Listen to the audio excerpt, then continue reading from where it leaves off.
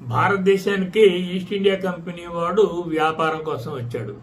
నెమ్మదిగా వ్యాపారం కోసం వచ్చినాక ఇక్కడున్న పరిస్థితులు, ఇక్కడున్న విభేదాలు, విభిన్న ఆలోచనలు గమనించి వీళ్ల మధ్య చిచ్చుపెట్టి నెమ్మదిగా ఒక్కొక్కరిని జయించుకుంటూ బ్రిటిష్ రాజ్యాన్ని స్థాపించి 200 ఏళ్లు పరిపాలించాడు. ఇప్పుడు అదే పరిస్థితి మరొక్క రూపంలో ఎదురుగాబోతుంది.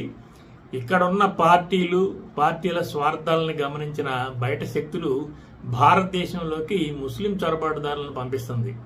ఇప్పుడు జార్ఖండ్ ఎన్నికలు జరుగుతున్నాయి. జార్ఖండ్లో గిరిజన ప్రాంతం, అక్కడికి ఆఫ్ఘనిస్తాను, పాకిస్తాను, బంగ్లాదేశ్ నుంచి పశ్చిమ బెంగాల్ ద్వారా, నేపాల్ ద్వారా కూడా వీళ్ళు చొరబాటుదారులు వచ్చేసి చిన్న చిన్న పనులు చేసుకుంటూ బతుకుతూ నెమ్మదిగా గిరిజన మహిళలను పెళ్లి చేసుకుని ఆ గిరిజనులకు ఉన్న హక్కులను పోగొట్టేసి వీళ్ళ మతం మార్చేసేసి అక్కడ మసీదులు అవి కడుతున్నారు.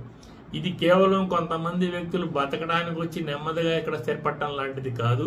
దీని వెనక కొన్ని ముఠాలు కూడా పనిచేస్తున్నాయని చెప్పేసి రీసెంట్గా ఇంటెలిజెన్స్ రిపోర్ట్లు వస్తున్నాయి.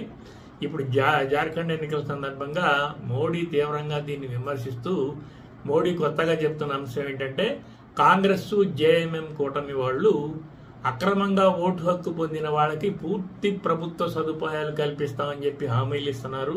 అక్కడున్న గిరిజన సాంప్రదాయాన్ని, గిరిజనుల యొక్క హక్కులను కూడా కాలరాచే పరిస్థితి తీసుకొస్తున్నారు. దాన్ని సహించేది లేదని ఆయన కుండబద్దలు కొట్టేశాడు.